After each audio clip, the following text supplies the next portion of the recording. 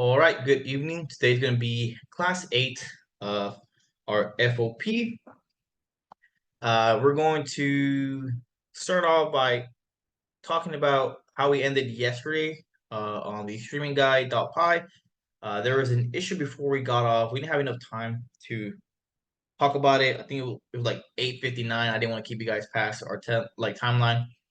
Um, but it was a very simple mistake and easy fix. So we'll talk about that before we start our new lesson today, which is going to be importing modules, exception handling, and unit testing. It's a very honestly, it's a very quick lesson, so it won't take too much time. Um, the hardest part is going to be it seems to be the lemonade standout pie. That one's kind of like the biggest exercise for today. We're probably not gonna finish that today. We'll probably start it and give that to you guys for homework over the weekend for you guys to attempt, and then we can come back on Monday and talk through it. But let's get straight into it. Let's see. Can you guys see my VS Code? Okay. All right, so last night we got I'm pretty sure we finished the entire part of streaming guide, and we got to the last method where it was where to watch a movie, and there was an issue here where it just was returning none. It wasn't giving us what we wanted exactly, and it was actually a very simple fix. Do you guys know what the issue was? Can you tell just by looking at my code? The result or list. Uh, Not exactly. Yes and no. You're not just there yet. It's where I was returning, right? The return was happening inside of that uh if movie title in catalog in the for loop. In the moment that it didn't find it in a specific catalog, it would just return none, right? And that's what the issue was. So we didn't want to just immediately return the moment it didn't find something. So we had to move the return line of code to the outside where it would go to the entire for loop, and if it would check result, right? So if result had something in there, it would return the result. Else, it would return none. And that's what line 69 is doing. Very rookie mistake, just pretty much where we have put the return block. And honestly, the moment I stopped recording and I closed the meeting, I looked at it and it was solved. So very unfortunate that we couldn't take care of that yesterday, but it is what it is. But essentially, that's what happened. Um, and that's a learning lesson for all of us. So make sure you guys pay attention to where you're returning your variables in your methods or your functions. Right. So very simple mistake and very easy to fix as well. So we can even see that here in streaming guide. We can run it. Python streaming guide.py. All right. And it does run what we want, which was Little Woman 2019 and um, Disney Plus, which is part of it. They didn't run it here, but this is what we essentially end up getting. Um, I will have a quick disclaimer real quick before we continue with the day. Last night I spilled food all over my keyboard, and my keyboard doesn't work. So I'm using the keyboard on my laptop, and my keyboard on my laptop doesn't work either. Uh, my keys fall apart. So I'm gonna try to do minimal code today. Unfortunately, until I get a new keyboard this weekend. So I do apologize for that. Um, but yeah, so just wanted to talk about that real quick before we continue. And that's pretty much what was going on with Streaming Guide. Besides that, everything else is good to go, and the functionality is there. Hopefully, you guys either resolved it on your own, or if you didn't hold along with me, you were able to get yours to work. Do we have any questions before we continue with today's lesson? Anything that we have covered up to this point? If you guys were working on anything last night, anything that you would like to ask before we move forward?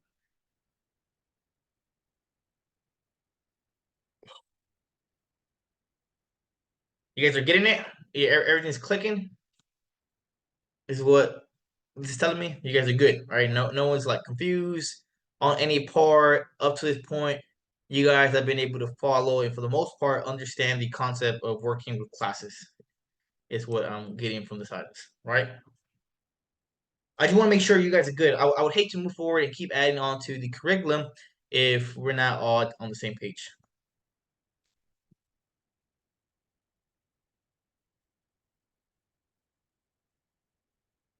Okay. Yeah, awesome. So we'll go ahead and move forward with it then. Today is going to be the start of lesson 9, importing modules, exception handling, and unit testing. So keyboard doesn't work as well as it should. So I'm going to do much coding. We'll go through the slides, follow through. You guys are more than welcome to try stuff out. Uh, this is only going to be a small little intro to the unit testing. You don't have to worry too much about using unit testing right now. We're just going to talk about how to import the modules, like the module that Donnie had used, the random module. We're going to talk about stuff like that. How to raise exceptions in case one of your tries, like if you're trying to test something in your variable and it doesn't work, you're able to make it return to you some formatted string that lets you know, like, hey, this is why it did not work or it didn't work, right? And just looking at unit testing. Small intro. You'll do more of this in the full stack immersive program. And if I'm being completely honest with you, when it comes to unit testing, unless you do it and you see it often over and over again, it won't click. So we'll start off. So what is a module, right? So a module is just a normal Python file that contains a definition of functions or classes that you would like to use in another file. A lot of these come like pre-built with Python. One of them being the random module that Donnie had used. It comes with built-in functions that are ready for you at a moment's notice. So here, um, they essentially created their own module, right? So mystats.py, and inside here they created uh their own function called find mean, and you're able to do stuff like this where you can create all your functions on one file and then you import it as needed. Or this is a pre-built module. He imports the mystats and then he utilizes it, right? So you're able to either import the entire thing, import your specific items from that one module. Uh, so you either do all of it, or you can be a little bit more specific about what you want to bring in. This was very plain and simple, straight to the point. A find mean definition in one file, and then they're importing it into their main file right here by import my stats. Pretty much loads up all that, um, and they're able to use it as if they had made it in that file, right? Uh, Anyone besides Donnie used it before yet? Dabbled a little bit with it.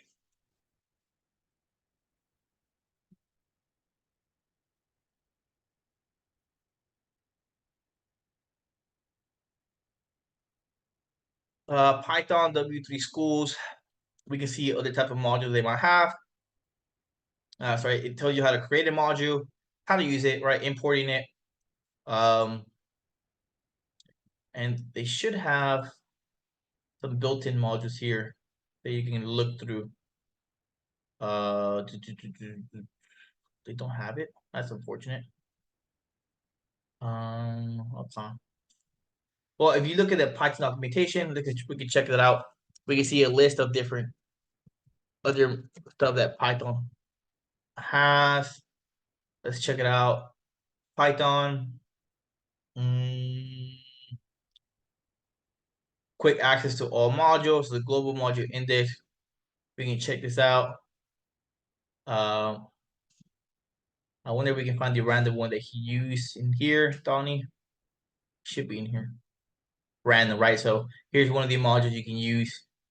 Generate pseudo random numbers with various common distributions, right? So just using the Python documentation. If you guys want to have an idea of what other stuff is available to you guys, just read the documentation. You can find stuff like that. Random being one of the more popular ones that you'll probably use. And you can see a different functions that it comes with, right? Pretty cool. Random int, right? So random dot ran int, return a random integer. I believe that's the one that Donna used. So you're able to find different types of modules that you have at your disposal. Cool. So importing specific functions or multiple.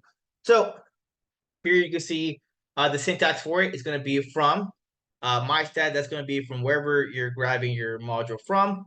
MyStats was that file that they created. You don't have to type in a dot file, right? So it would be MyStats, the name of the file, import, and then the name of that specific function. All right, so this is what that syntax looks like. And that's how you can grab specific items.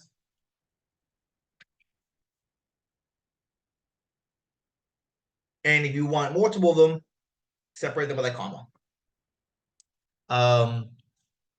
You can also do from MyStats import asterisk. That would import all the items in that file. So if you want to grab everything, you can use the asterisk. You guys familiar with regex? Anyone look at regex yet? Right. So using the asterisk, you can grab like all.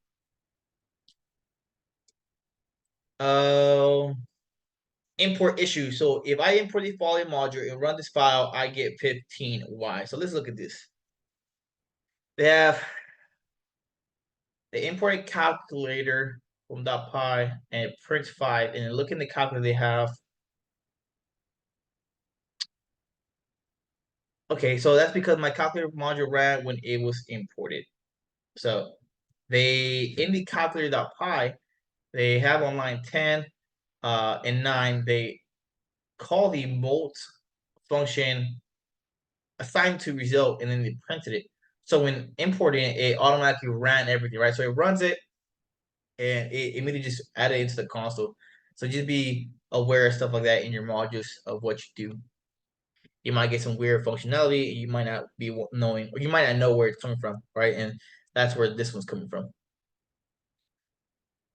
The main function, you guys saw Donna use this one too. So if the file is imported, underscore or double under name, double under will equal the name of the module, and the file won't be executed. If the file is run as a script, then the name will equal main, so the script will run. So here we have a function called main. Otherwise, we're looking at line 13. If the underscore name is equal to main, we're gonna run main. I'm gonna be completely transparent with you guys. I'm not too familiar with this. Essentially, main is the name of the file, and you're essentially calling upon that file. It's very hard to describe. If I'm being honest with you, I'm not the best at explaining this part. So I will find the answer for you guys in a much easier way to explain it. But main itself is the file. The default name of files is going to be main. And that's essentially what this is checking. If it's name main, then it's going to run the main function, right? So they should automatically run that main function.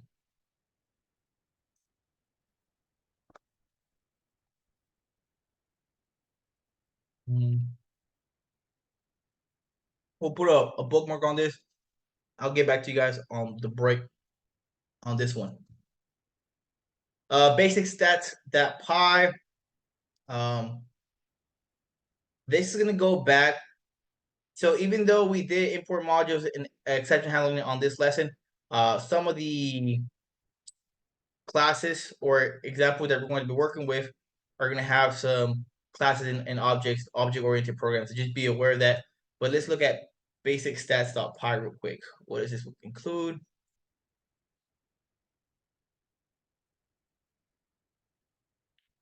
Okay, yeah, so we're still working with class and objects. I was correct.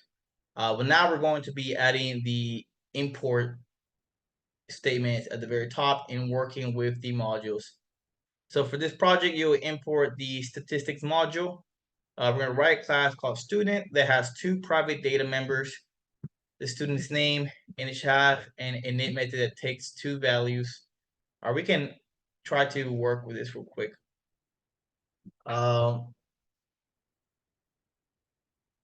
Let's open this up.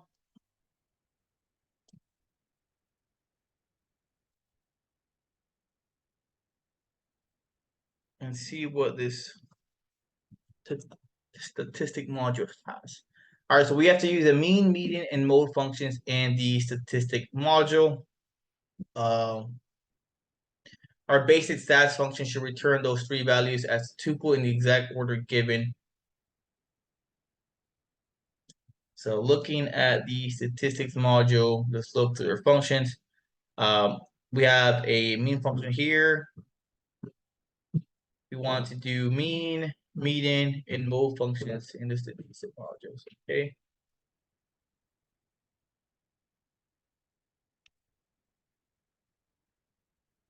So the mean is going to take a parameter called data, and it's going to create the arithmetic of it. Now, is data a list? Yeah, so here from the example, we can see they're able to add a list in here of different integers, and it returns 2.8, finding the mean of or the average, I guess, right, of all these numbers. So using statistics.mean, you're able to use that. So essentially what you would do is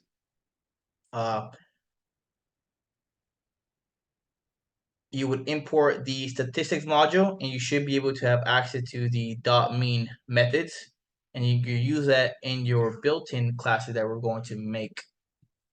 We have the mean, median, and mode.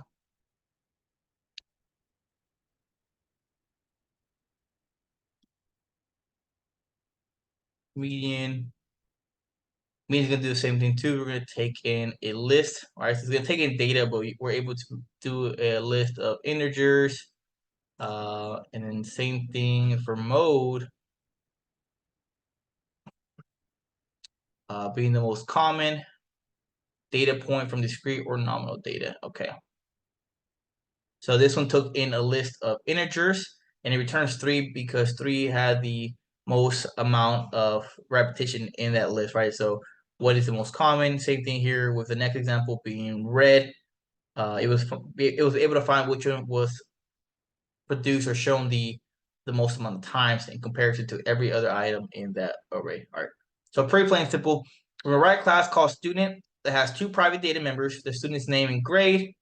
It should have an init method that takes two values and uses them to initialize the data member, and it should have a get grade method.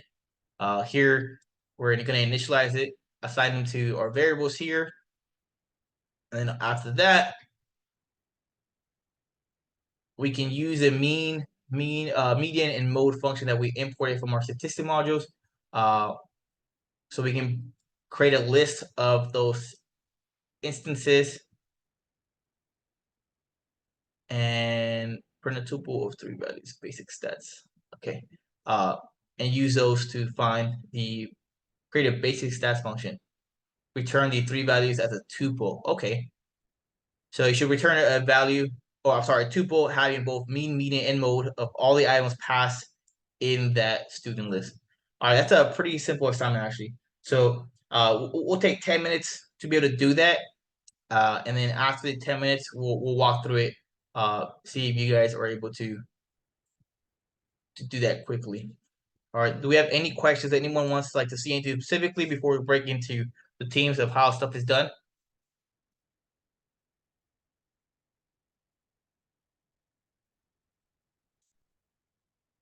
No one has any questions at all.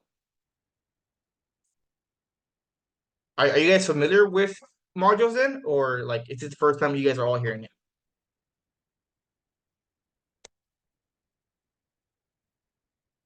I've used them a little before. Okay, yeah. So they're honestly very straightforward. They're essentially just give you access to already pre-built functions that you can just call upon yourself. Nothing here is pretty much too different or too difficult. We're still building the class the same way that we've been building the last 2 days. The only thing different is now that we're going to be able to use some third-party methods, right? So we'll take 10 minutes. Time can be 5:54. We'll reconvene at 6:04 and talk through this.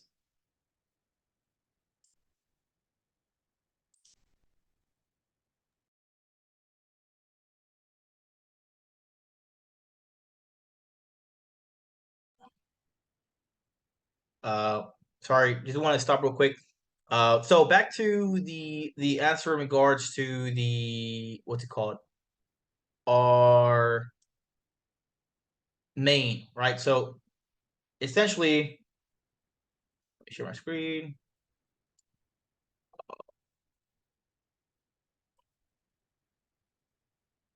Um,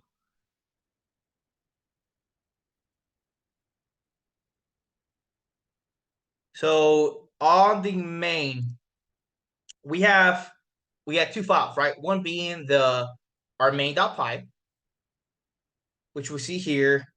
Where is it at? All right, so we have the main file, the main.py, that's pretty much going to do all the functionality of what we want, right? This is going to be the main meat and potatoes of our program. And then we have stuff like the module that we've been discussing that you're able to create your module. And here they have a module called My Stats. Essentially, another way of describing this is a script, just like JavaScript, right? When we have our main index.html and we want to add some functionality to it. So what do? We use a JS file. So we create our app.js, and then there we add all this our functions, right? We create our different getters, like get for our APIs. We can manipulate different functions for like event handlers and whatnot. That's our script. That's essentially what these modules are, but for Python. It just if you think about it in that manner, they're very similar. They're just called differently. Where in JavaScript we can connect the script, in Python we're able to import a module. Very very similar concepts, and that's what this is doing. So adding the if name is equal to main function, essentially a file itself, the default name is main, and you're able to use this file in two ways. One, you're able to run the file independently, right? Or you can import it as a module in the way that we've been describing, where you can do import calc, right? Or import from calc, import mult, or import add and whatnot. You can import it as a module. If it is to be imported as a module, then that means that the name of your file will no longer be what this is, right? As a script. It won't be independently as a script now. It's going to be ran from a different file. But if you were to run the module itself, calc.py, independently as its own file, then the name of the module will be main. So that's what this is checking. Hey, am I being ran on my own, or am I being called into a different file as a module? If I'm being called into a different file as a module, then I'm not going to run line 13, right? I'm not going to run whatever's in here. But in the event that I am being called independently on my own, like I'm being called directly as a file to run, then I'm going to run line 13, which will be main. Does that make sense? So it's going to depend on how you're utilizing that file, that module file, calc.py, whether it's being imported somewhere else or if you're running it independently, right? If it's ran independently, then the name is going to be just main. It's itself. It's calling upon itself, and it's going to run that whatever kind of logic you put in line 14 and moving forward of that specific function. But if you're importing it as a module, then it won't run it, right? That's what that main function is doing. Did that help?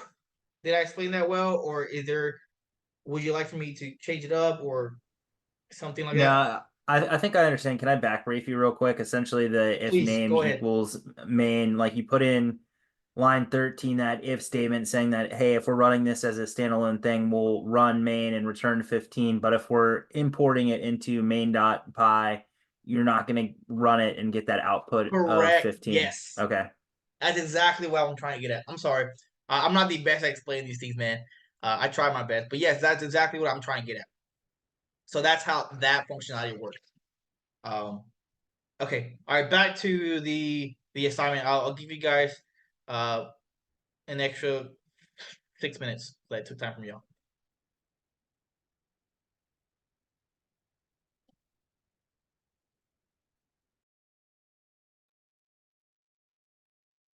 All right.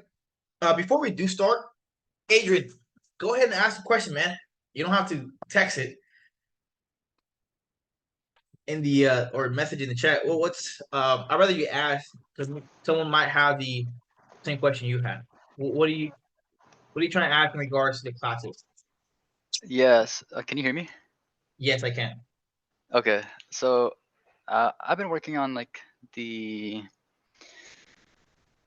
lemonade stand problem, and I've been kind of having issues when it comes to like multiple classes and dealing with like a lot of different dictionaries and objects. I find myself like I can instantiate them fine, but when it comes to something that's a bit more complex, like something like the total profit for menu item or the total sale for menu item method, I just seem to get lost, and yeah, I just have a hard time dealing with it. Like I solved it now, but it took me a while. I don't know if there was like a way you viewed it that kind of made it easier for you to understand and working with the different things. You split up your classes into different files. I No, I didn't. So you'll be able to do stuff like that, where you can create the functionality of all your classes into individual files. And then when you need to use them, you can import like the class and then have the main functionality on your main.py. For example, Okay. right? So uh, if you're like making the storefront, right? Let's say you make a class called store. And that store should what does the store have? It has or let's say a restaurant, right? A restaurant has a menu, right? Uh and a restaurant name, right? Let's say when you create a restaurant, you want to name it and have a menu. That will be its own class in its own file. Then you have a different file called class menu, right? Or we can start from a much smaller part, like class. Class could be like food or menu item, and you create the menu item, right? And that will take something like a name, ingredient, price, or it could just be name and price, right? Name being one of the data members, price being the second data member, and then the third data member you can give it could be it doesn't even have to have this data member there, but you can give it a dictionary called total sales, right? And it doesn't have to be added as a data member in it, or you could, um, and that can keep track of the total sales. And whenever you create that class, it would just add up on how many sales it has. So you can add a dictionary that follows through on the class that all classes will have. And every time you create a class, it would have that new updated dictionary of what has been sold in the past. And then from there, that menu item can be added into the menu class. So whenever you create your menu class, the menu class should be able to take menu items as a parameter. Or it should be able to have like a method that takes in as a parameter a menu item and adds it to one of its data members, which is like menu items list or dictionary. But you want to split up essentially your workload similar to something I think I believe I thought Roger Lee was in the call. Something like Roger Lee asked a while back. How do you tackle a problem? The easiest way is you want to break stuff down. Break it into smaller pieces, and pieces you can visualize, and that's kind of what you're gonna do later on as stuff gets bigger. You can break stuff into their individual files, and then as you need them, you can import them. And you'll have one main file that you can use your stuff in. It just comes with time. Okay, so we're going to attempt to do this. I'll say attempt because my keyboard's broken. So let's go ahead. I'll share my screen. Can everyone see my VS Code? Okay, cool. So back to it. I'm going to clear this out. We will open up a second tab. That has a README. We're working with basic stats, I believe is what it was.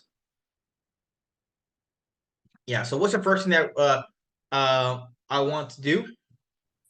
Import the module. We're going to, what was that? Import the module. Yeah, import the module, right? So we can just, we're already on the top. It's no big deal. We do that later. Now we can just do that now. We're gonna go and import our module, which is going to be statistics. We'll just import it all. We'll import our module, and then we're going to create our class. So write a class called student that has 2 private data members. We're gonna do class student. The first method we're going to give it is going to be our init method, right? We want to initialize it. And it's gonna have 2 data members, but should it take both of them? The student's name and grade, it should have a name that takes 2 values. Yep. So it's gonna take the value of name and grade. Cool. And then we can go ahead and assign these to our data members. Self._name is equal to name. Self._grade is equal to grade. So it has the name that takes 2 values and uses them to initialize the data members. Awesome. So it initializes it. And then we're gonna have a getter method that's gonna be called getGrade. So next step, give it our method, define getGrade. It's gonna require itself, and it should return our self._grade. All right, pretty straightforward. Same thing that we've been doing all week. And then we're gonna write a separate function that's not gonna be a part of our student class. It's gonna be called basic stats. That takes as a parameter a list of student objects, right? A list of student objects. It's going to return a tuple containing the mean, median, and mode of all the grades. So we're going to backspace so we can exit out of our class student, and we're going to define our function called basic stats. And it takes a parameter, a list of student, list of students. We can call it objects, but I don't want to make it too long. Would you say? We'll say student objects. And we want to write a function that takes a list of student and it returns a tuple containing the mean, median, and mode of all the grades. So we're gonna want to grab all the grades of every single student we have, and then once we get all the grades, we call upon the statistics method. And if you guys remember before, let's look at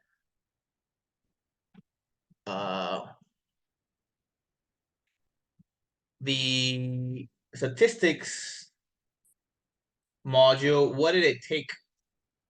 It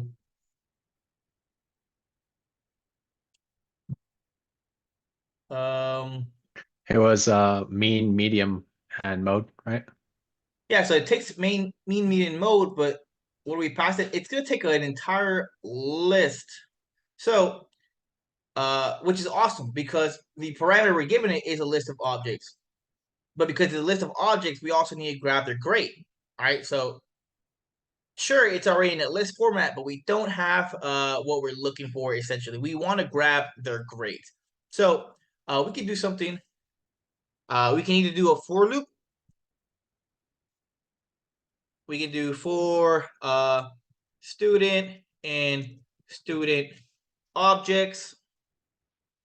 We want to loop through the list, but we also want to grab all the grades.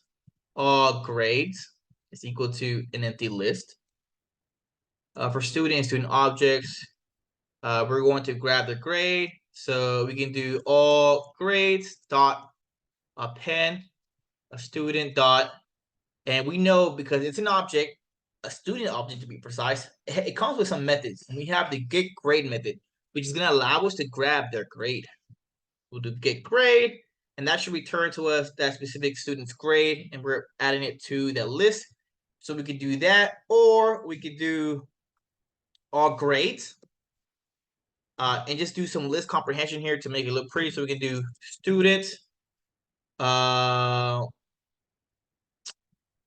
dot get grade for student and student objects.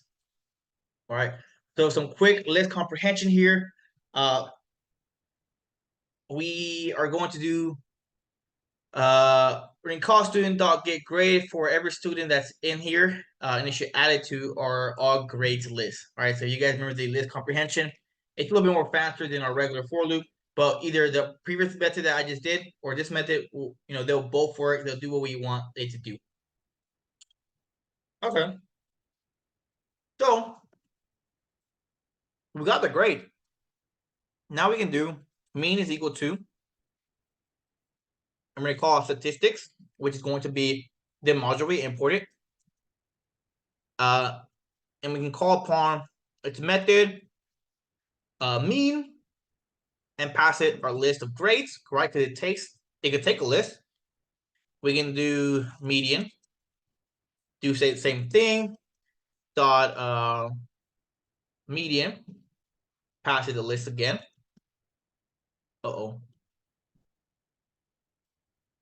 And mode was the last one.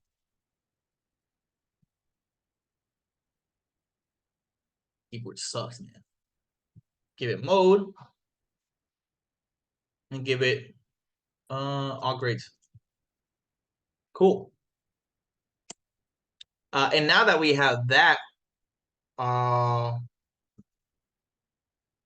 the function to return those three values as a tuple in the exact order given above. The order was mean, median, and mode.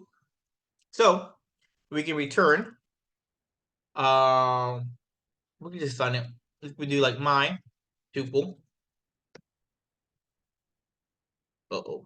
Dude, Jesus Christ, is equal to mean, median, and mode. All right, so tuple is initialized using the open and closed parentheses, and we can just return my tuple. All right, still with me? Now we can do some quick copying and pasting. This will initialize our students.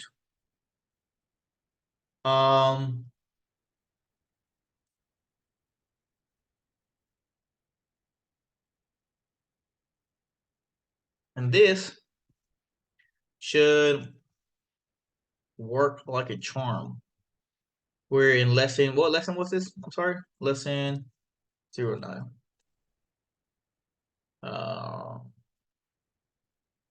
3D basic stats, code basic.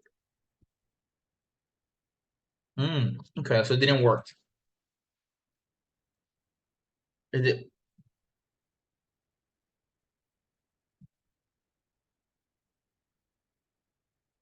You gotta call the basic stats function on student list. Or no, you did. Why did it? Python space basic stats.py. I'm sorry, come again? Oh yeah. You call Python in your terminal? Oh, I'm so dumb. Thanks, man. Yeah, Eclipse, you did code. Oh yeah. Yep. There we go. Yeah, I knew it wasn't wrong. Jesus. And I appreciate these guys. Yeah, that's why it helps to have someone doing pair programming or having someone watch you code. It's helpful to see stuff that you do not see. And that's where you guys are gonna be doing pair programming or being in teams, because it's gonna help you see those mistakes. We're so into our code and you're thinking ahead of what's right next that you forget small stuff like that. But yeah, so for those of you who are coding along or the ones that complete the assignment, is this what you guys got? Yeah, pretty much. Cool. All right. What's next? Roger, does the built or the import from the statistics for median automatically sort it? Sort it. For what exactly? The list? Yeah. Uh, Or if do we look at, let me open it up again.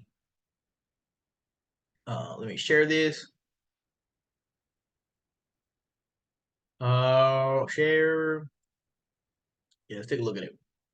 So you said mean, right? Is that what you asked for?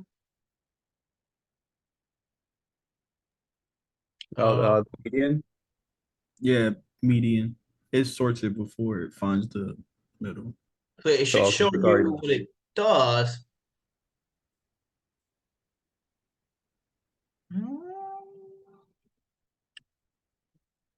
I want to show us the. Okay, I guess it doesn't show us the.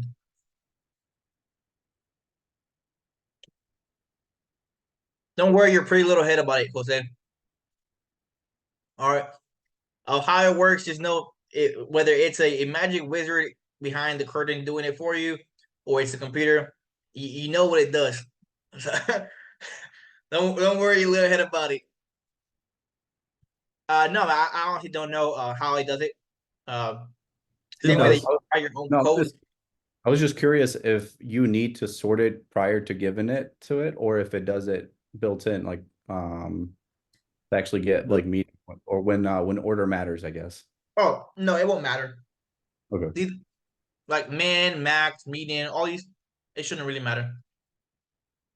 Median does sort it before it finds the median. If just so you know. Oh, okay. That's I just wanted to make sure, like, if I didn't have to do it prior to using median for it. Yeah, Okay. it sorts it in ascending order before it does find the median. Okay, sweet. All right. Let's see what's next. So that takes care of that simple problem. So that took care of the main function. We discussed the main function. Basic stats.py. Exception handling. Two things that will stop your program and print an error message. Syntax error. You forgot a colon or you misspelled something. Right? Syntax just pretty much means how you wrote it. Exceptions. All the other errors that stop your program and print an error message. Maybe your function didn't get a necessary input or something was not defined. Instead of allowing exception to halt a program, you can write code to handle the exception. This can be very straightforward. Using something that we call the try and except block. So here, we have a variable called numerator. And assigned to it, we have two numbers that we're using to do some arithmetic. They got 10 to the third power. Denominator, it's going to request the user's input.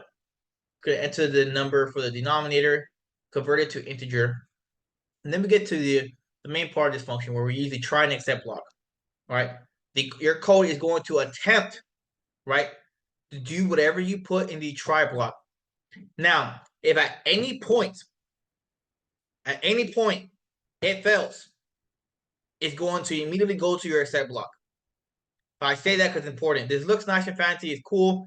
It becomes problematic whenever you have a lot in your try block. If you have a lot of stuff going on, a lot of functionality, it's going to be very hard to debug where the issue went. So keep that in mind. This is nice for one or two things. It can become an issue once you have a lot of code in your try block. But it's going to grab, it's going to do the float, the numerator divided by the denominator, and it's going to convert it to a float and assign it to result. If for whatever reason the functions or whatever you put, the functionality you put inside of the variable result does not work. Let's say they return a string or whatever, and it does not work, it's going to fail. And it's going to instead of give you your basic error that something wasn't working, you're able to customize the error that you receive to give you a better idea of where your code fell and why. So this is nice if there's not multiple factors that go into your code of why things might go wrong, or you could do here, right? You're able to give a more customizable error that tells you division by 0 is undefined, right? And it'll raise that specific error, right? So it fails here, they enter the number, it was 0, and it failed. So it went to line 7, and it raised a 0 division error. And this here, you don't see it here. What you call it?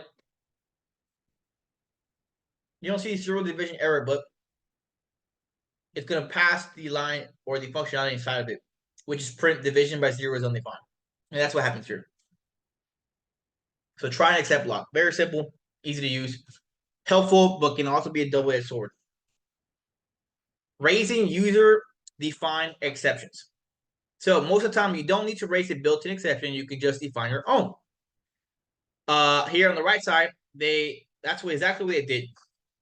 They created a class, imaginary number error, and it takes the parameter called exception to let it know that it's some form of like an exception error class, right?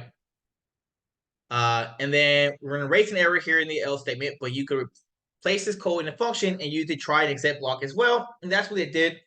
They entered the input into user input, and they went through on line 7. They did if user input is greater or equal to 0, then they continue with their code. Else, they raise imaginary number error. And there's nothing here really printing out for you, but you can see that when it failed, it raised that function or that class that you created yourself. So you can add other functionality here, define what your exception you want, like whatever you want it to be. To keep it plain simple, I believe Gavin just put pass, so it just goes through it. But you're able to customize whatever you want to put in this class itself and raise yourself your own error message, right? And that's what it does. Raise, and it calls upon that class that you had defined.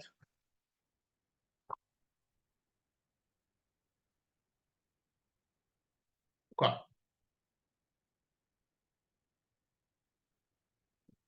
Exception student practice out of range dot time. Time is 6:31. I'll give you guys 10 minutes to try this out. And then we'll actually take a 10-minute break. It's been an hour. Come back at 6:41. And then after 6:41, just immediately go into your assignment. So we'll essentially come back at 6:51.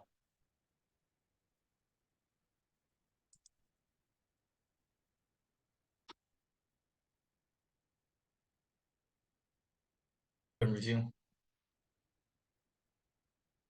So I was looking at the assignment. We're gonna go ahead and code along with this one. All right, so have the assignment open, and as I work through this, I want you guys to code along. All right, because I know the slides wasn't the best explanation, so we'll try to explain it as we talk through it. Okay. Let me just get my VS Code ready. Cool.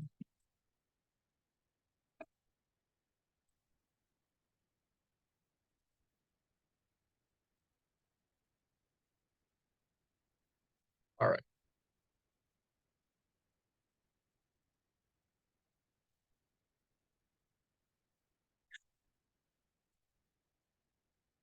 Can you guys see my VS Code? Yes, awesome. Okay, so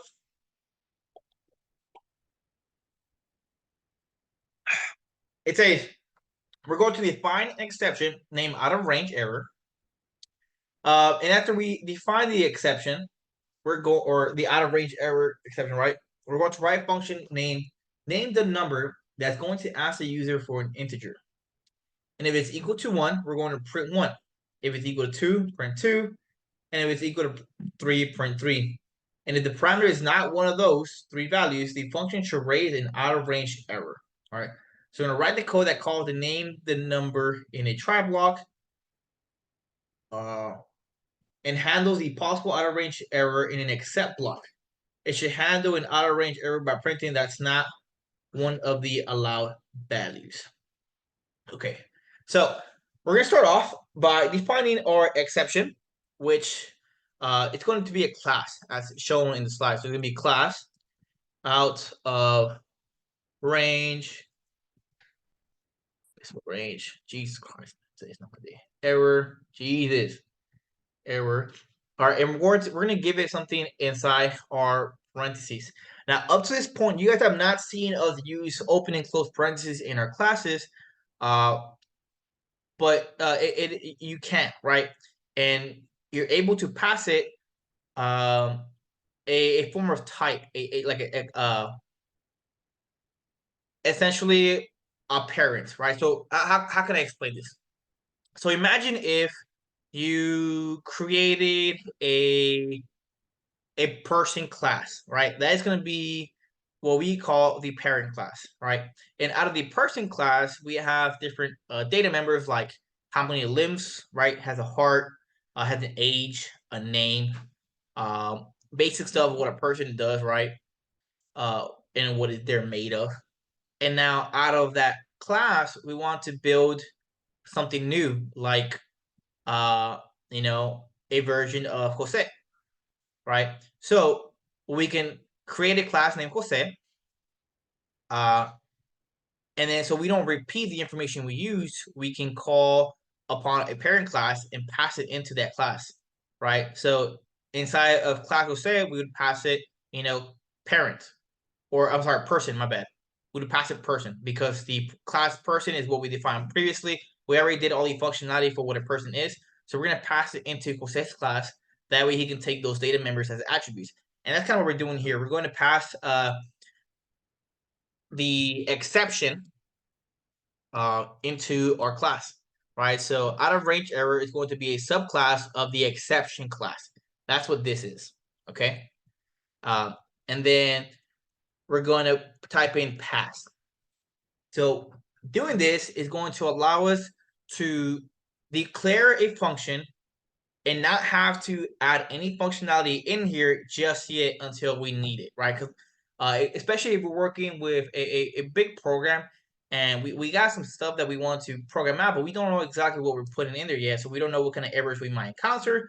So we can declare the class now, give it pass. So the VS Code doesn't yell at me, but it's still declared, and we can declare it, or I'm sorry, we can define it as we go.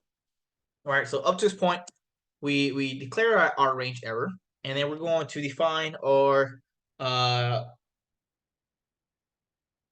it was a function, right? So we're gonna define name the number. It's not gonna take any parameters, I believe.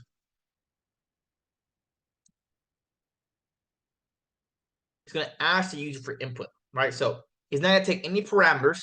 We should be able to call upon this function. And when we call the function, we're going to ask the user for input and store that in a variable. But it wants to be done in a try and except block. So we're going to open up try. And our try, we're going to ask the user for input. The input is going to be like, enter a number. So we can do number is going to equal to. We know it is a number. It has to be integer. So we'll just wrap this bad boy in int right off the bat. We'll put input. And then the input, we're going to ask the user for number. Enter a number from 1 to 3. Or we can do enter number, and then we can just do 1, 2, or 3. Right? Let him know that's kind of what our range is going to be. We can do that. And then afterwards, we can do, let's see, depending on what they say in our variable, we're going to print something out. So if the number is equal to 1, we're going to print 1. Else if, right? So else if number is equal to 2, we're going to print 2.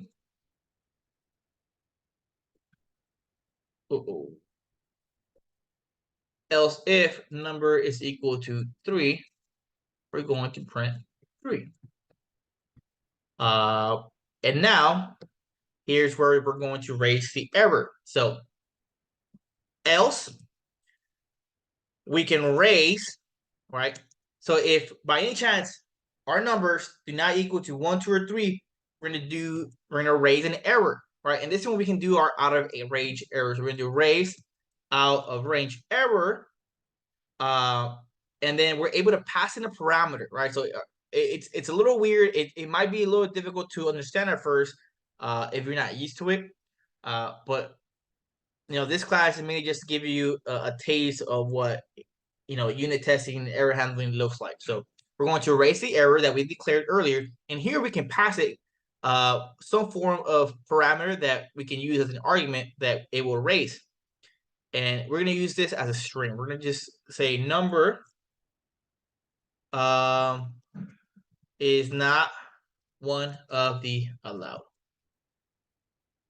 Or that's, I think, they actually told me what they want to say. That's not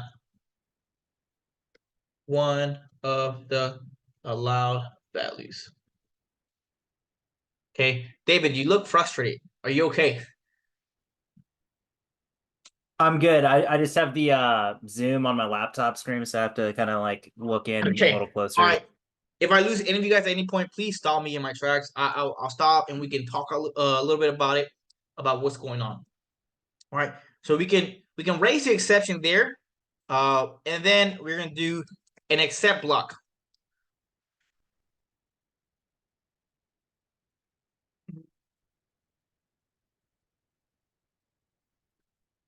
Or if we want to keep it really simple, we can do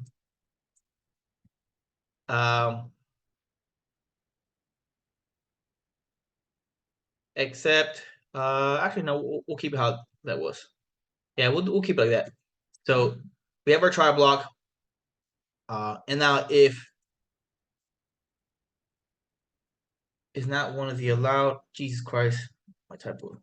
I'm telling you, my keyboard doesn't work, man. Not one of the allowed. We can do an except block. We can actually do more than just one except block. So we can do because there's different errors that you might get. One of them is going to be value error, right?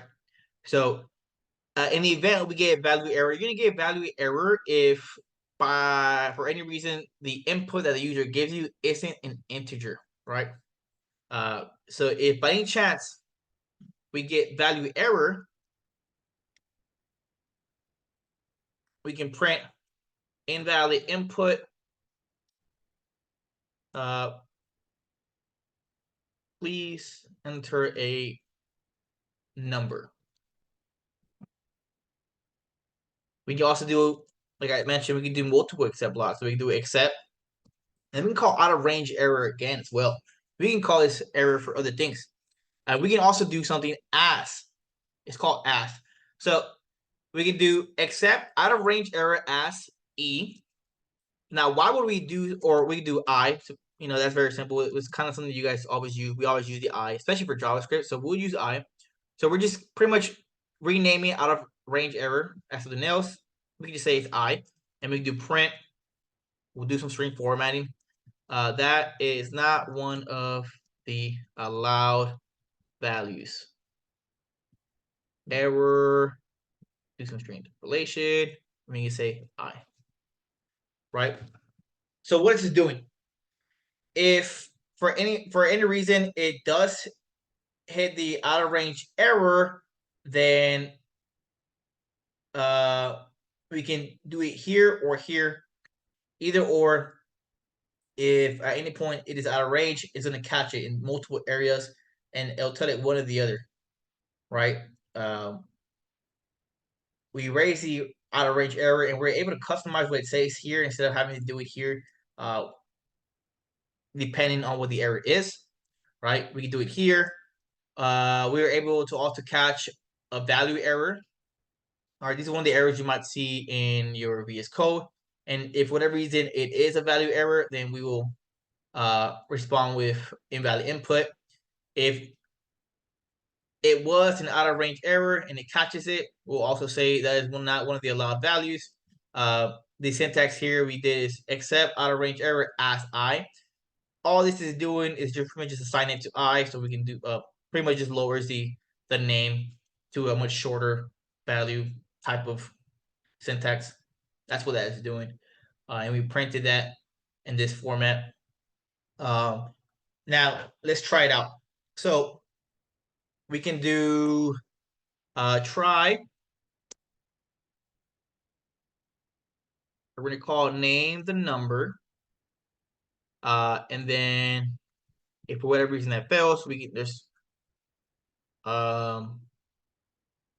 can just print something. Print it failed. So let's keep it like that. Let's see what that looks like. What is this? Range cd. Okay, Python. There's an error on line 22. Oh, my bad. Colon. Yeah, so there we go. So it gets up to the try block. So it's trying. It called a function and it's asking me for the input, and I'm going to give it 4. And what does it give us? It gives us that is not one of the allowed values.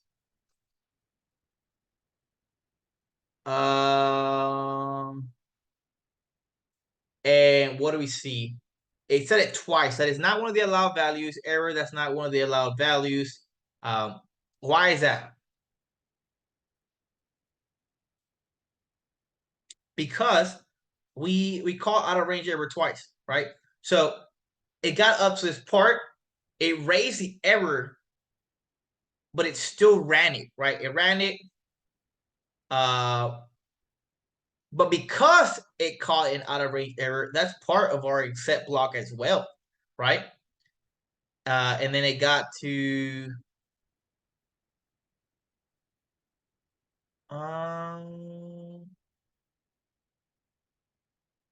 actually no, it did not do that. It completely skipped it.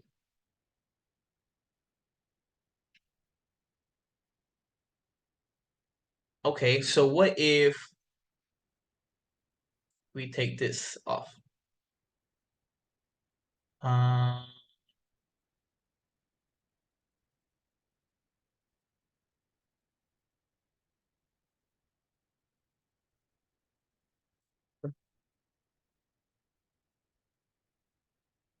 Try.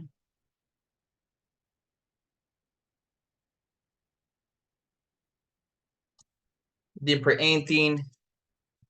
So we do want to raise an out of range error. But it raised this one.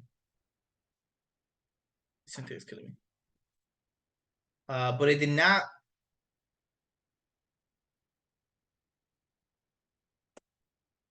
It did not raise. Oh, it did. Look what it did. So we were able to raise this one. It failed. It called upon the accept block out of range error is I, and then in the error, it calls upon out of range error again. Right? It calls it here as I, and it runs this. We can take this off.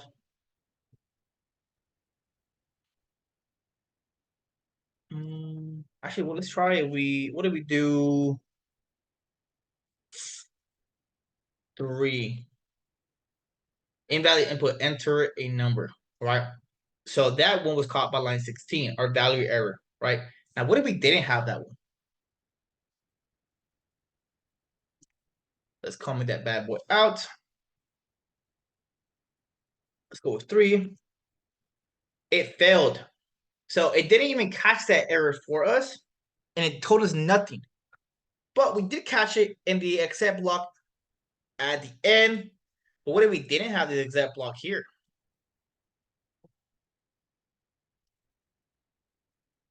Say with 3. Okay, value error. Look at that. Invalid literal for integer with base 10. And it took 3. Why? Because it's not an integer. So, because there was no except block to catch that, it straight up went ahead and just gave us the value error. But because we do have an except block here, instead of giving us what the error was, we customized it and it told us it failed. What if we were to do this? We take all the try and except block and just call the function. Let's say 3. It erases the value error. It caught the value error and it told us invalid input, please enter a number. Okay. Everyone still with me? Any questions up to this point of how this worked? Yeah, I've got a question. I don't really understand. I'm with you for the most part. I don't understand how value error works, right? Like, how is it catching that, hey, when you typed in 3 as a string, that's not what you're looking for? Because I know it's the exception for you're trying to run, you know, the try there, and it's, I guess, like if you type in the string, it just doesn't work through that. So why wouldn't it just raise the out of range error? Why does it skip? Yeah, so it essentially skipped it, right? It depended on the error itself. So that's kind of how the try and except block works with error messages. So typically, as you saw here, we did try. We call that function, name the error, and then here on the except block, we didn't put anything in there. We just stopped it right there in its tracks with a colon, and we just printed it out. So you can do that. Essentially, what this is saying is we're going to try everything in this block. If that doesn't work, we're going to go to this except block. We didn't add anything specific on the type of except. All it is just except. So it went through the line 4 and it printed it failed. But here we're specifying on the except block. We're going to try this, right? We're going to try this line, this group of code,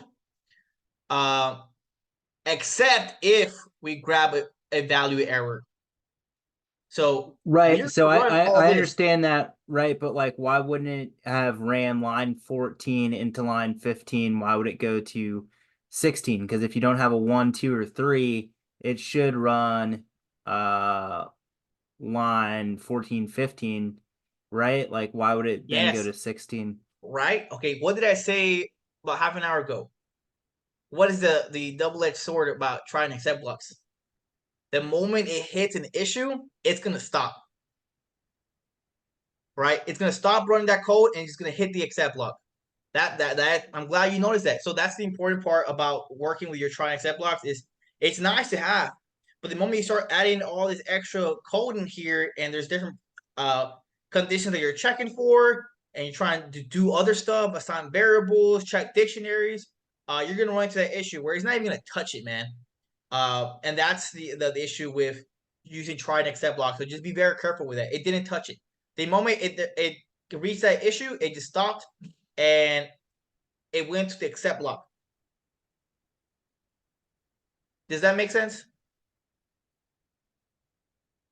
So as long as it, so as soon as it sees that it's not 1, 2, or 3, it doesn't run line 14 and 15 and skips directly to the except block. Yeah, this kind of essentially this line's here. It's letting know that it wasn't either any of these 3. But just in the situation, in the event that this didn't run, we put it here. All right, so yeah, so it doesn't run this. It didn't print it out. Right. I think Just Roger. to jump in, you could tell me if I'm wrong, but basically the value error is popping up as soon as you try to put letters into an it, right? Correct. Like that's where the error is hitting. And that's when it jumps to the except. So it's not hitting any numbers after 7. Correct. Or any of the line numbers after 7. Yeah. Is So that it's because it's oh, sorry. no, it's only throwing the value, or it's only jumping to the value error when there is a value error. Otherwise, if you put 5 in, it's running the else and then it's going to the out of range error. Correct. Yeah, I guess That's like it, okay. the deepest like I guess permutation of my question is kind of like where did we define value error as such, right? Like where it's like, hey, if it's not an integer, like run value error. Is Like, that So built value into error the is a built-in. exception? It's a built-in. It's part of it. It knows what value error is, right? oh, And that's okay. So what we're- that okay. Yeah. I'm sorry. I should have started with that. Yeah. So value error is a known error that Python is aware of, and that's what this is doing. So we're gonna try this code, except if we grab a value error, and that's known to Python. It's built into it. It knows what value error is. So if it recognizes that there's a value error, it's going to run this, right? It gets if there wasn't a value error, it runs through here. It realizes that it's not a number within range, right? But it also wasn't a value error, so it skips lines 16 and 17. And it's an out of range error, right? But So- because it was an out of range error, it runs this. Roger, so if we change the else statement to just, well, I don't know, I guess it would probably throw an error, probably wouldn't let us syntactically. But if the else statement was just like print that string, right? And it didn't call the out of range error, the except out of range error wouldn't run. Correct. It should not run. Right. So we'll Okay. do hello.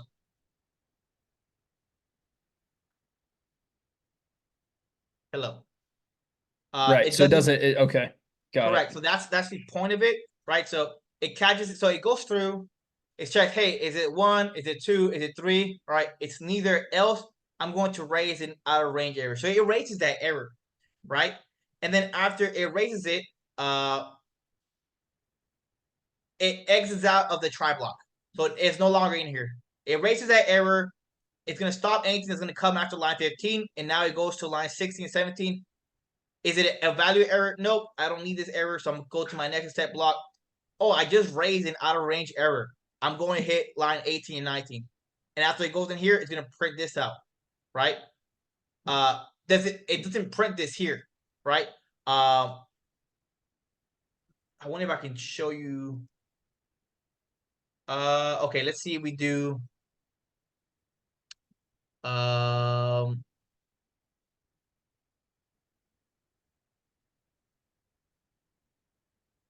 wonder if it does this. My bad, no.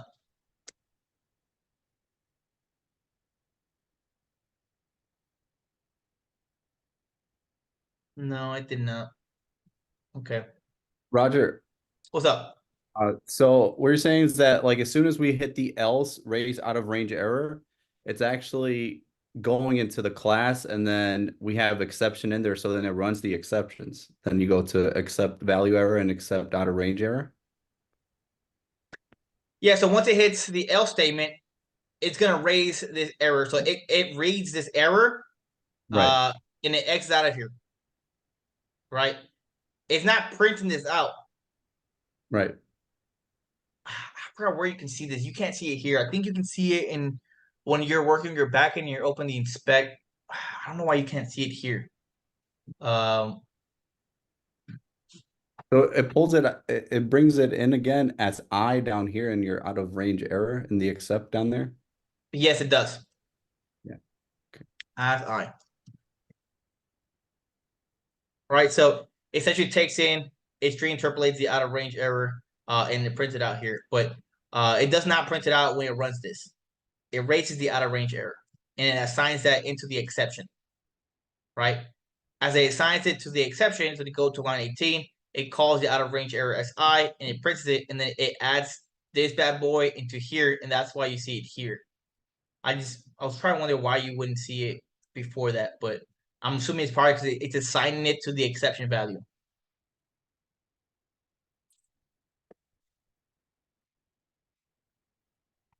That is not one of the allowed values. That is the string right here.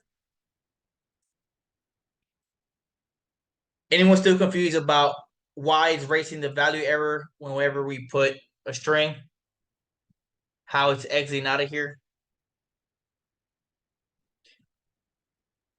Line 15 is raised if it's not 1, 2, or 3. Right? It raises that error.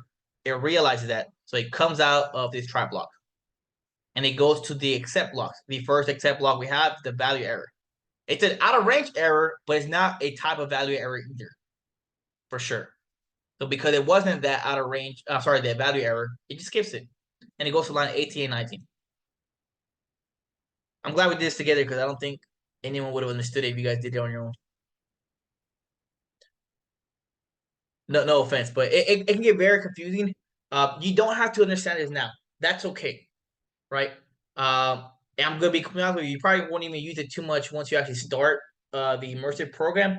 But this is just to give you an introduction to it, so it's not foreign to you if you ever run into it. Does that make sense? All right. So don't dwell on this too much. It's fine. You will have more experience with this. It was one of the improvements after our AR, we finished the immersive program, was like, hey, we need to talk more about unit testing, error handling, because we didn't talk about it as much. So it should be more involved in the curriculum now. So don't worry too much about it. It's not that big an issue. Just know that you are able to use try and except blocks. You're able to create your own exceptions if you wanted to. I can speak to the instructors and ask if it's involved more in the curriculum, but don't dwell too much on it. All right, you guys will be fine. But at least you know that this exists and you're able to use it. And if you want to get better at it, you can try to implement it more in your code. But it's at least a tool now that you've seen and witnessed. Do we have any questions for now? Awesome. Let's continue going. Where's my slides at? Out of range.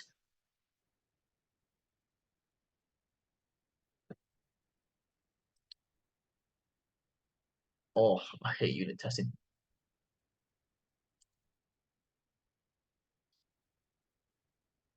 Share screen. All right, so we finished the out of range. Next is gonna be the unit testing.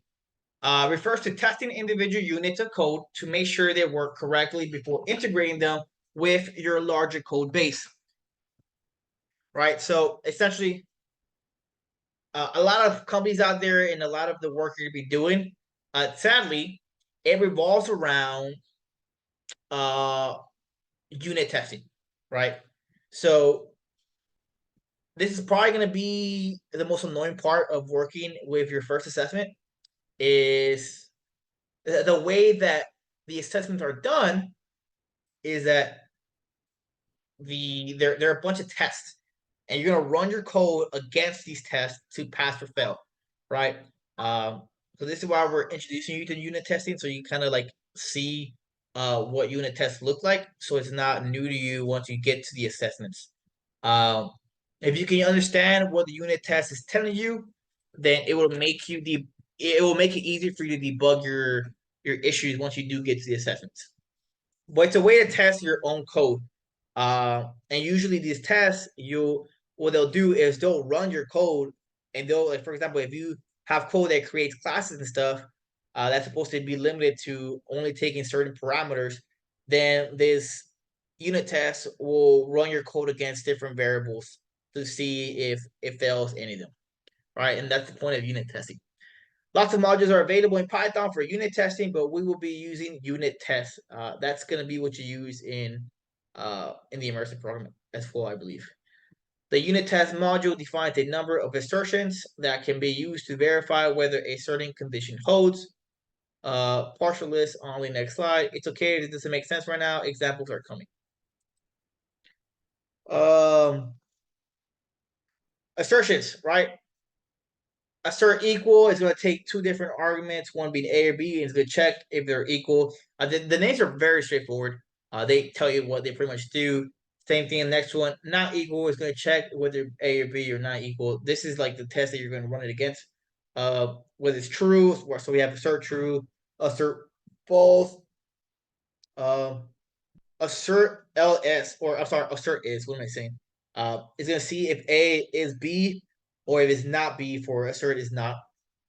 Assert in, it's gonna see if that is in B. So checking stuff like if it's in a list or in a dictionary. Same thing with assert not in. Assert almost equal. So asserts that A and B are equal to so many decimal places. And the same thing with not almost equal. This is just a short list of them, of different ones you can use. Writing unit test syntax. You're going to create a test file and import unit test along with the file / functions you want to test. So you see here on line 1, they're importing the unit test. They're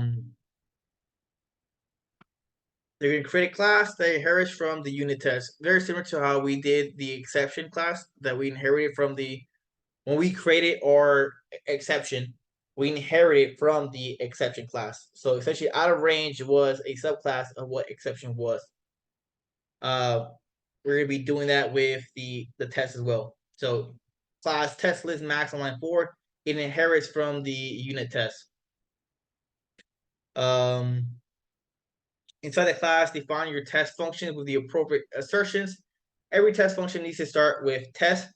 That's important, or they won't work, right? So we see here on line 1, define test 1. Define test 2 on line 18. And for those that don't take any arguments, it just takes self, right? You're gonna add the unit test.main function within your script conditional. That's going to be at the very bottom. So as discussed before, when it comes to the main, if you're importing the unit test, right, or whether you are running it standalone, that's what it's doing. If you run it standalone, then essentially it would call upon unit test.main and should run it all.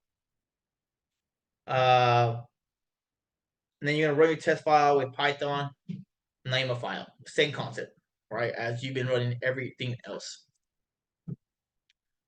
Unit test output. This is what it's gonna look like in your terminal whenever you run your tests. So it will tell you how many tests it ran, and it'll give you an okay if you pass. Here they ran 5 tests and it passed all 5, so it gives you an okay. And then in the event you fail something, it's gonna tell you, right? If you look at the bottom of this code, it says ran 5 tests, and it tells you you failed, and it'll tell you how many you failed, right? So failure is equal to 1. Above it, it will tell you which one you failed. So test 2, right? And then it'll tell you where in that code you failed. So line 20 and test 2. You fail the assert equal. That means it in this test case, it took 2 different items and it checked if it was equal to it, right? And it failed. It wasn't. You can see the assertion error, right? The error was because it was 1700. It does not equal to 170, right? Unit test student practice multiply.py. We're gonna do this one together. Oh, and then we have eliminate stand too. Okay, we're gonna do multiply.py, and then we'll talk about eliminate stand. Maybe start it up. This one's a little doozy. It's a tough challenge. But I'm sure you guys can do it. We'll take 10. I'll be right back. I have to use the restroom. And we'll try to finish a little bit early today because it is Friday. Right. I know you guys have a life, and so do I. So we'll try to finish off a little bit early today, and we'll leave each other with eliminate stand. So take 5. I'll be right back.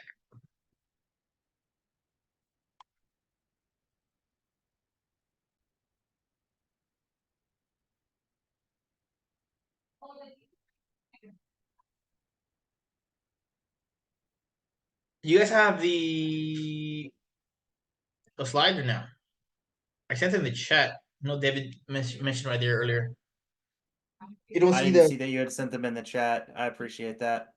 You're good. I'm sorry. I do have to update the document. Tonight I'll fix it. I did not think we would reach importing modules and exception handling by Friday, but I guess we did. So I'll update the slides and the video on the calendar. So I'm gonna start you off on the assignment. and then after we do one, I'm gonna let you do the other 4. Okay, so that way you guys can try it out. Because the reason I want you guys to make sure that you guys get some trying on it is because a lot of companies nowadays they work with unit testing concepts. So all their programs, that's how they work towards to pass unit testing. So if you don't know how to work with unit tests, you're gonna have an issue, right? So we're going to. If you don't have it, but you're gonna want to create a new test file. I do apologize if you hear a lot of screaming in the background. I got family over, and my son's going crazy. But yeah, so you're going to create a new test file, right? It's not in there, but we're going to work with importing it. The first one we're going to attack is going to be the multiply.py. We're going to create our quick function. It's going to be very simple. I'm going to show you what it looks like when you pass a function and you pass the test and when you don't, right? So we're going to define our function. It's going to be called multiply 3 numbers. And then this is going to take what? It's going to take 3 parameters. And out of the parameters, it's going to multiply them and return them back to the user. Okay, pretty plain and simple. So we'll do A, B, and C. And we're going to return A asterisk B asterisk C. Okay, very simple function. It's going to multiply together and return the result. Now we're going to write a test file for that function that contains at least 5 tests. Remember that the parameters could be integers or floats. Remember that, okay? So in here, what's the first thing that we have to do? If you guys remember the slides, it's going to import unit test. All right. So we do import unit test. This is going to give us access to all those methods that we discussed earlier, the assert methods from the module. And then from here, we need to import the file that we're going to be testing, right? So we can either import the entire file or the functions that we want to run against these test cases. We're just going to test one function, which is going to be the multiply underscore 3 underscore numbers. So we'll do from multiply. So this will give you some practice on importing modules. So from multiply, which is going to be the file that we're trying to get this from, import multiply multiple 3 numbers. I missed it. Okay. Let's very anal what silly is multiply. Multiply 3 numbers. All right, so now we have access to that function. So to declare our test class, we're gonna do class, and you can name this whatever you want. You can name this, we're gonna do test multiply function. Whenever you're naming your classes, they're capitalized, right? It starts with a capital letter, and then any other word afterwards is capitalized. And now, if you guys remember correctly from the slides, it's going to be a subclass of the unit test. So you're going to type in unit test, and it's going to be from the test case. So it's a subclass from unit test.test case. You don't have to memorize this, right? It's not something like you just automatically memorize unless you're constantly doing it. So it's okay if you guys can't remember all this by memory. This is why you have access to the slides, and once you start the full stack immersive program, you'll have access to all these repos that you can always go back and reference if you want to ensure you stay up on your coding. And we're going to do one test case for you guys to start off, and we're going to call this one define. And if you guys remember correctly, we said that it has to start with test. All right. So it can be test 1, test 2, whatever you want, but it has to start with test. So we'll do test underscore multiply integers. And then it's just going to take self. It doesn't need anything special. All right. So we're going to take self. And now here we're going to essentially we're going to use our function, and now we're going to check that function. Okay, and it's a little weird at first. Bear with it. If you have any questions, please stop me. We're just gonna call this result. We're gonna create a variable called result, and then we're gonna use that function that we're trying to test. So we're going to do multiply underscore 3 numbers. Did I mistype that? Sorry. Sure. Multiply, okay. Numbers. And then we'll pass it 2, 3, and 4. Right? So 2 times 3 is 6, times 4 is going to be 24. So we know the answer is 24. And now we're going to use the assert equal method, right? Now, does it have to be the assert equal method? No, it does not. You can use whatever method you're trying to test it with, right? But I'm going to, the assert method is going to work in this situation because I'm trying to see if this works with integers, right? With regular integers, I want to see if this does what it should do. So result should equal 24, right? We know what it should give us in return. So 2 times 3 times 4 should equals 24. So I'm going to test it against that because I know that's what your right answer is supposed to be. So we're going to do assert equal. That's one of the methods we can use. We're going to test to make sure that it equals to what we're looking for. We're going to make sure that this function does what it does, what it's supposed to do. So we're going to grab the result and we're going to test it against 24, right? So it's going to take 2 parameters. The first is us testing the function that we want to test, whatever our code is, and then we have to pass it the correct answer that it's going to test against. Does that make sense so far? Right? And we'll see it more in action once you actually start seeing this bad boy playing out. I'll keep it like this, very simple. We'll just do this one test case. You guys can come up with some ones on your own. We're gonna do if, right? We're gonna do name is equal to main. Right, we're gonna require this statement at the bottom because we're going to run it by itself. So if it's run as a script, we want to run unit test dot main. Right, remember how we discussed whether it's run by standalone or if it's imported. Well, we're going to run it standalone. So you're going to require this line at the very bottom of all your test cases, right? Make sure it's outside of the class. And now we get to test this bad boy. And how are we going to run this? We're going to run it using the same Python method you've been using everything else. So run, so it's going to be Python, the name of your file, you're going to run it. Now, if we saw here, it ran my test case. Ran one test and pretty much instantly, and it came back with okay, it passed. Now, what if my function didn't work? I built this bad boy wrong, right? I didn't know what the hell I was doing. I was coding wrong, and instead of actually making my test, my function multiply everything, for some reason I miswrote or I typed my function wrong, and I made it add the C and not multiply the C. Well, that's what that test is doing, right? Because I know this function is supposed to multiply all 3 of these. The result should be 24. So if I call upon this function, it should return 24.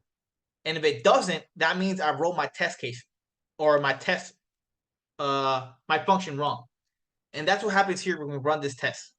It runs it and it comes back with a failure. It says self.assert equal is where it failed. The assertion error was 10 did not equal 24. 10, why is it 10? That means that this test case, whenever it ran this method using these numbers, my function that I created gave me a 10 and not a 24. That means my function is not working. It's not doing what it should be doing, right?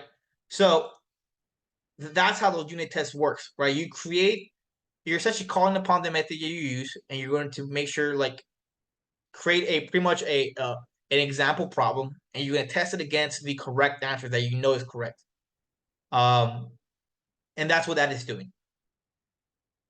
That's how that is done. Is there any questions up to this point?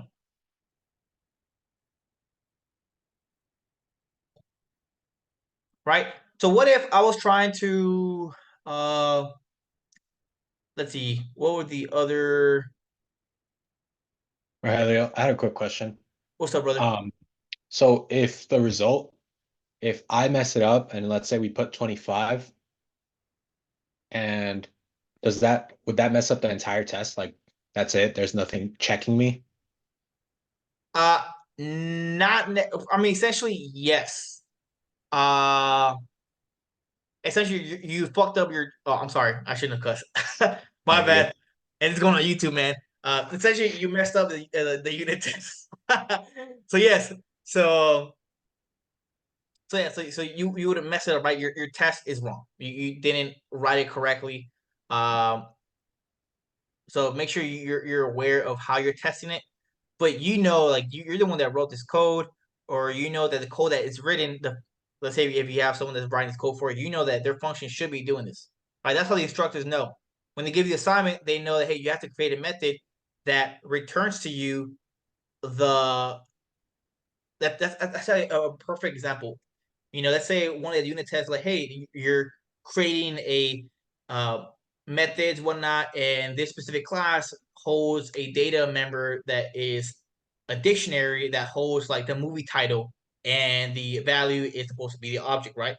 So the test case, what it's gonna do is gonna call your getter method, and it's gonna call it, and in your test case, you're gonna essentially put where the right answer should be. You know where the right answer should be. So whenever you call that getter method, if it doesn't return the right answer, then that's how you know that that's how they know that your method was wrong, that your code was wrong. You didn't type it incorrect. You didn't write the correct method. Does that make sense? Yeah. And that's how essentially you read this, right? And how it's done. Time is 7:36. I'm going to give you guys until 8. At 8 we'll reconvene. Actually, yeah, we'll do 8. Because this is pretty brand new. Is anyone confused up to this point? Any future clarification? Pretty straightforward, right? You have to import unit test because we're trying to use it. It's some form of a module, and then we pass it into our class. That's where it takes it from, right? The syntax. This is just like basic rules of how this module works. It requires test to start off with. These are the method it comes with. It's a class, which is why you're calling upon itself using the self, right? Everyone's still with me. No one's confused. The reason I ask is because I struggled personally when I first started this, reading the test cases. So I know I had a tough time. So if you guys are having a tough time, please let me know. Roger, I had a quick question, Yes. and maybe I'm just missing something like completely simple, but like why does it have to be in a class? Why can't it just be a function? The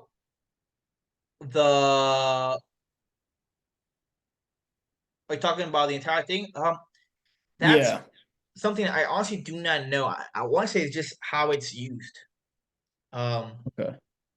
So Is it because the unit test that is itself, that is a class, I and think it has the built-in methods? so. That's how it's taking it, right? So we're Right. building a class, and we're using the unit test case as if it was a parent class. So Right. Okay. you're absolutely correct, right? It would essentially tell you that unit test is essentially a class. The way that it's built, it was built as a class, not as a function. And this specific class called unit test has methods like assert equal. So I want to say that yeah, you are correct. I think that is how it's done. And why it's done that way because whoever built the unit test built it as a class instead of a function. So that Right. might be the reason why. Okay. But there no specific. I'm sure you can probably do this in a function manner if you wanted to, but it's built as a class. Okay.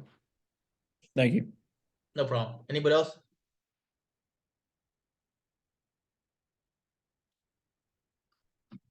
Awesome. All right. Yeah, take up to 20. Take 20 minutes.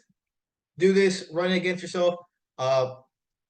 Go back, mess up your code so you can fail the test cases on purpose as well and see how that looks like and how you can possibly find errors on this. Because that's how it's gonna happen, right? When you actually go through your your object-oriented programming assessment, you're gonna be making mistakes like this, where you didn't properly call a dictionary or you call something else. You're trying to access something the wrong way, and it didn't grab it the right way, and that's how you're gonna fail these test cases. Yeah. Don't bother using ChatGPT, by the way, with these. Uh, ChatGPT, I tell you because I struggled with the test cases when I first started off. So ChatGPT, I attempted to use them for test cases. ChatGPT is going to tell you to change the test case. So instead of helping you with your own code, it's going to tell you, "Oh, your code is failing because your unit test is testing for this. Just change your unit test." But you can't do that. You can't change the unit test. It's essentially asking you to change how the exam is asking you to do something.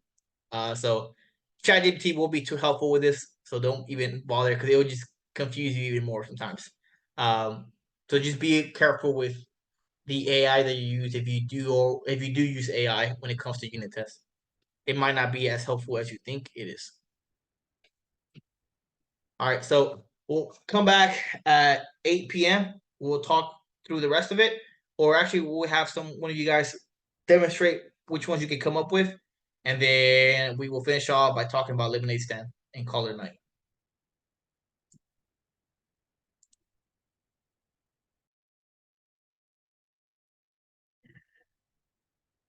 How you guys doing? Close to finish? Not too bad.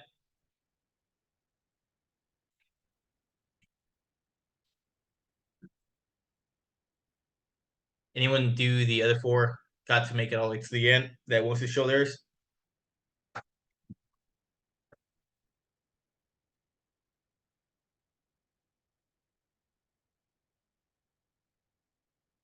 What was that gonna say? You said you wanted to volunteer? Is that me? No, honestly, I had no idea. I got lost, so I was just practicing some Code Wars. Okay. Anybody? Are you guys all in the same boat as Jose? How do you guys feel about it?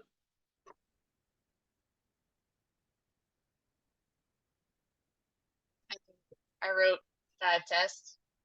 I'm just trying to break them. Okay. Yeah. I felt like I was just kind of like copying the same thing over and over again, just with different values. I don't know if I actually got what we were supposed to be doing, but I can show you what I did. Yeah. Okay. Yeah, we'll talk through it instead. Since it seems like people might be struggling.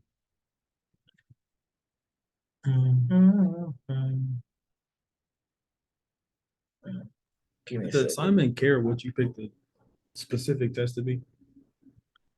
Does it care what specific? It doesn't. I mean, it's up to you guys. Whatever you guys want to test out is what you could have written. I mean, in that case, I wrote 5 tests. You say you wrote your test? Yeah. Okay, yeah. Show us what you got. All right.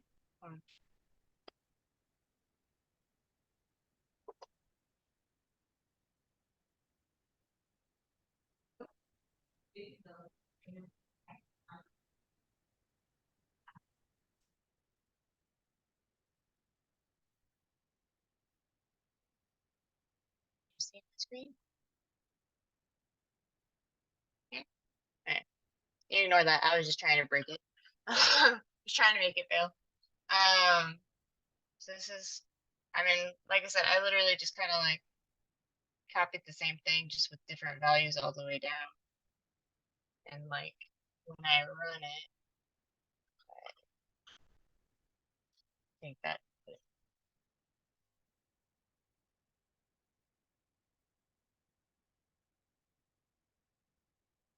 Sorry, I'm like running. So like, I run the console separate. Hold on. Can you still see that? Or do you still see my VS I Code? see. We see a terminal. Is that where you run your stuff? Yeah. So I was As long gonna as you're show running, you I mean, how it ran real quick. you don't like having your terminal underneath your VS Code? Well, this is the way because for the way it was viewing it, because I was viewing you on my main coding screen where it's easier, and my screen, the way my monitors are set up, just viewing this easier, just this time. But there, five tests. So yeah, they obviously passed because they're saying, but let's look at your code. So Yep. the first one is same, that's good. I just wanted to talk about it for those that were confused. Like, unit tests, like you can test whatever you want. Your code could have been whatever you were testing for, right? Like it's you writing tests to make sure that what your code works and does what it wants it to do, right? This function, very simple function, right? It one line. It took 3 parameters, it multiplied them all together, very simple. So you can't really go wrong. Unit testing comes into play, and it's very beneficial when you're not testing for a small function like this. When you're testing for something bigger, right? And you're working with different variables and for loops and dictionaries, and you're trying to grab information, do stuff with that information, and overall return something. And then you want it would be hard to have to like constantly type in the function multiple times and put different parameters over and over again. So you write these functions and you can test your methods with it. So that's essentially what you're doing here. The first one, we made sure that essentially what it's checking for is that it multiplies all 3, and it's testing for positive numbers being able to be multiplied and given the right answer. So it tests for that. But that edge case is out of the way. Uh, the next one she tested test multiply floats. She tested to make sure that you get the right answer when your function takes in floats. So that's good, right? Her next test case, you want to make sure, what if someone adds negative numbers to my function that I created? I want to make sure that my function can successfully do what it should be doing, right? Then that's what she did. She added negative numbers in here, and she got a negative number, and it passed. Like it did what it should be doing. And that's what it really is. Like your test case could have been whatever you want it to be, whatever you're testing for.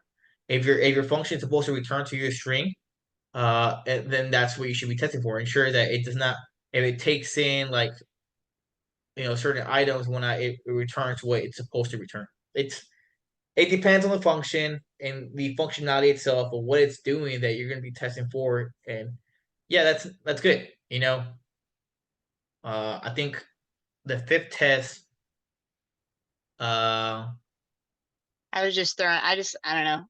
I figured because it was such a simple function. I was like, there's only so many things you can do. Like if Yeah. it was something like, where you had a parameter where you didn't want it to, or you wanted it to say like, hey, like if it was false, like this wasn't a number or something, then like you could do something like that. But based off of the instructions, I was like, I don't know. of course, Just very another one. simple. Essentially, we checked for all positive numbers. We could check for all negative numbers. A mixture of negative and positive numbers. We could check for if there's a 0 involved. What if your function should be able to take in a number as a string and be able to convert it into an integer. So make sure that it converts that type to integer. You can add stuff like that. So you can test whatever you want essentially. But those are the different stuff that you could have done in your test case. But yeah, very straightforward. And she was able to use the assert equal to it for pretty much most of these, right? It didn't Yeah, really all of them. Yeah. require anything else, right? So yeah, awesome. Thank you for the demonstration, Kara. Am I saying your name correct, Kara? Yeah, it's Kara. Yeah. Okay. All right. So we're gonna go into the Lemonade stand. We're gonna talk about it, and I'm gonna give you that as homework. Give you guys something to do over the weekend. Share screen.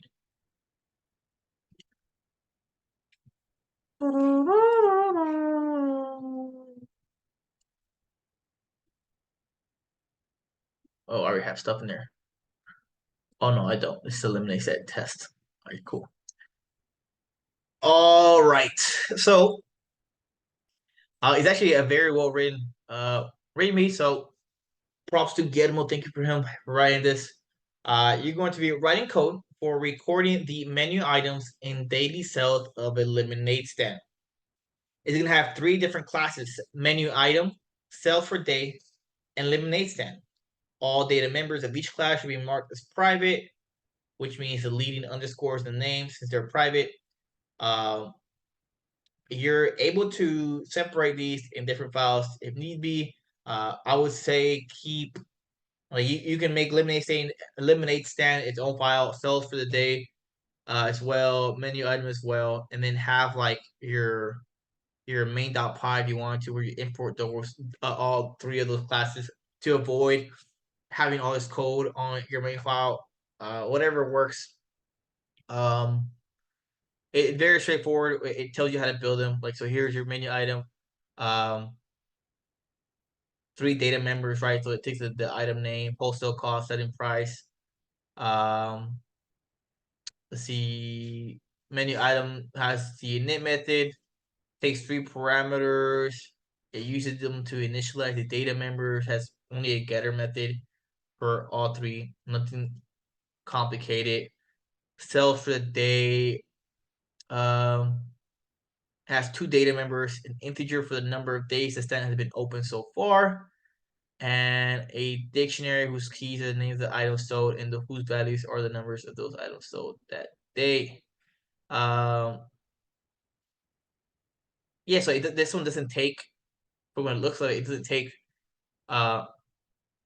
oh, it does actually. It takes 2 parameters, number of days and sells dictionary, and use them to initialize the data members. So take that sales dictionary in there. Get methods for each of these data members, so you should be able to grab the days in the dictionary.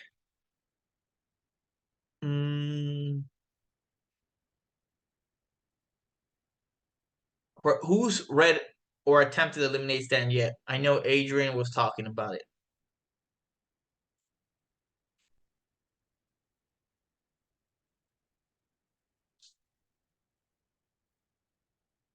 Okay. Your eliminate stand.py file must include a main function that runs if the file is run as a script, but not if it's imported to another file. Your main function should create eliminate stand object, create 1 or more menu item objects, and add them to eliminate stand. Okay, so we'll do 2 things. We can attempt to start this today. We can break into groups, attempt to start today. I'll give you guys some kind of feedback as we do this today a little bit for a couple 20 minutes, and then break off for the weekend, or we can call it here and you guys can take this as homework. So we're not here late on Friday. Which one do you guys want?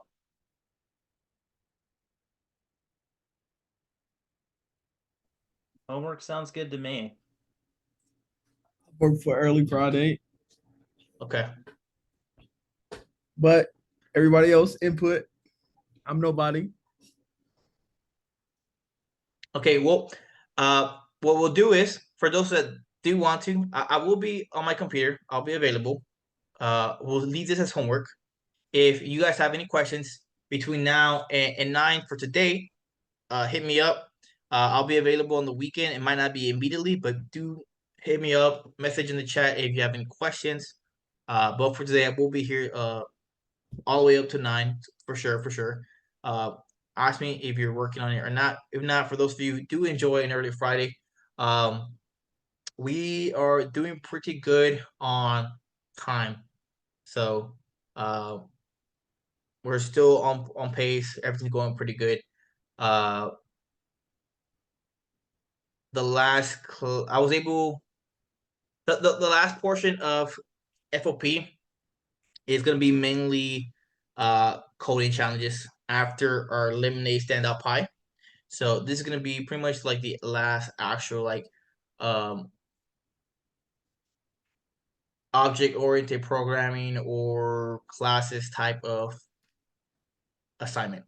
Everything else will be like algorithms and data structures and just doing coding challenges and small little stuff like that, making it work and see how you can manipulate data. So it's gonna be a lot. It's gonna go a lot faster. We'll have more time to go into breakout rooms and more time to just talk one on one. So we're in a good pace right now. We'll take this as homework. Let me know how you guys feel about it. I will be available here for those of you that do want to stay here. Ask me questions if need be. But for everybody else, do enjoy your weekend. I will see you guys Monday.